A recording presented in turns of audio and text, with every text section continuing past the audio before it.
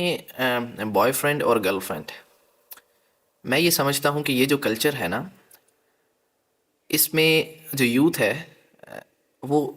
کچھ کر رہی ہے یا نہیں کر رہی، لیکن اپنی کچھ دیر کی فیسینیشن کے لیے، اٹریکشن کے لیے،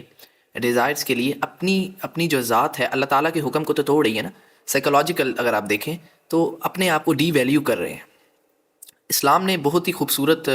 سسٹم ہمیں دیا جس میں ساروں کے جو حقوق ہیں، رائٹس ہیں، کسی کو ڈی ویلیو نہیں ہونے دیا۔ فار ایگزامپل، آپ اگر کسی سے پیار کرتے ہو، کوئی آپ کو پسند آ جاتا ہے، فار ایگزامپل کسی کے ساتھ کسی کو دیکھ کر فزیکل اٹریکشن ہوتی ہے، تو اسلام تب بھی کہتا ہے کہ اگر آپ نے کوئی بھی آپ کی افیکشن ہے نان محرم سے، تو آپ اس سے نکاح کرو، نکاح کر کے حلال وے میں، پھر اس کے بعد اس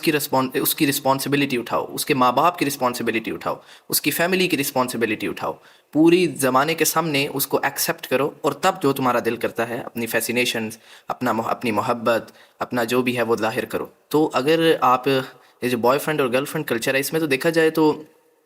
اٹس جسٹ لائک، میں ریلیٹ کرتا ہوں بوائے فرینڈ اور گرل فرینڈ کلچر کو لائک اے ٹیشو پیپر۔ آج کسی کے ساتھ، کل کسی کے ساتھ، دیکھیں نا، اس میں آپ دیکھیں کہ ایک ٹیشو پیپر کو آپ یوز کرتے ہو اور پھینک دیتے ہو، ٹھیک ہے؟ تو اس میں بھی ایسے ہی ہوتا ہے، یوز کیا جاتا ہے اور پھر پھینک دیا جاتا ہے، پھر دوسرا اٹھا لیتا ہے، وہ یوز کرتا ہے، وہ پھینک دیتا ہے، ساروں کے سائیکلز جو ہیں وہ ایسے ہی چلتے رہتے ہیں۔ تو اسلامک پوائنٹ آف ویو سے اگر آپ نہیں بھی دیکھ رہے تو آئی جسٹ تھنک کہ یہ اپنے آپ کو ڈی ویلیو کرنا ہے، اپنے ساتھ زیادتی کرنے کا نام ہے، ٹھیک ہے؟ تو ویسے بھی یہ ساری چیزیں آپ کو بتانے، ویسے مسلمان جو ہے نا، مومن، اس کے پاس تو جب اللہ تعالیٰ کا حکم آ گیا تو اس کے بعد اس کو دوسری بات کی ضرورت نہیں ہے، اس کو کسی پروف کی، کوئی سائیکولوجیکل اور ایسے ویسے وہ ریسرچ کرے، it's a good thing, but it's not necessary, یہ اس کی ضرورت نہیں ہے۔ تو اللہ تعالیٰ کے حکم کو تو ہم نہیں مانتے، تو اس لیے پھر تھوڑا سا ایسے بھی جو ہے نا سمجھانا پڑتا ہے، اور ایسے سمجھنا بھی چاہیے، خود ہر انسان کو سمجھنا چاہیے، ٹھیک ہے؟ تو اس لیے آپ جو ہے، میں تو یہ تو بوائے فرینڈ گرل فرینڈ کی آپ نے بات کی، میں تو اس معاملے میں بہت ہی جو ہے نا وہ بہت زیادہ پوزیسو ہوں۔ میں تو کہتا ہوں کہ آپ کسی سے ہنس کے بھی بات نہ کرو، کسی نان محرم سے بات ہی نہ کرو، اتنا بھی کسی کو حق نہ دو، مطلب بات جو ضروری، بہت ضروری ہے تو کرنی ہے، مطلب کہ بالکل بھی جو اپنی فیلنگز ہیں، ایموشنز ہیں، اپنا سب کچھ جو ہے وہ اس کے لیے سنبھال کے رکھو، جو آپ کے لیے آپ کا گھر، اپنا پورا گھر چھوڑ کر آئے گی، اپنے پیرنٹس کو چھوڑ کر آئے گی، ٹھیک ہے؟ اور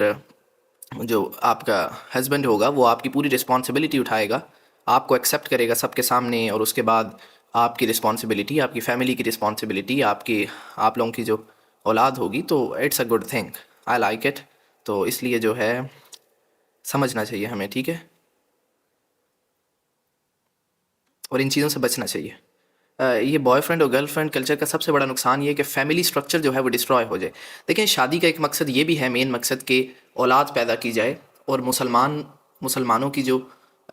نسل ہے، مسلمانوں کو بڑھایا جائے۔ اگر کوئی ایک مسلمان شادی کرتے ہیں تو آبویسلی جب ان کی اولاد ہوگی تو مسلمانوں کی نسل بڑھے گی۔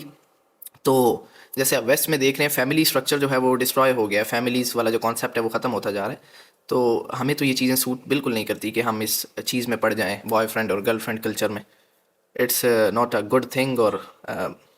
مورلی بھی اور سائیکولوجیکلی بھی it's a lot of harm, بہت ہارم ہے، ٹھیک ہے؟ یہ تو پھر یہ تو ایک شارٹ کٹ ہو گیا نا، کہ آپ کیا نام ہے، زندگی کی جو رسپانسبلٹیز ہیں، اللہ تعالیٰ کے جو احکام ہیں، ان سے بچنے کے لیے آپ جو ہے آپ اس حرام کی طرف چلے جاؤ۔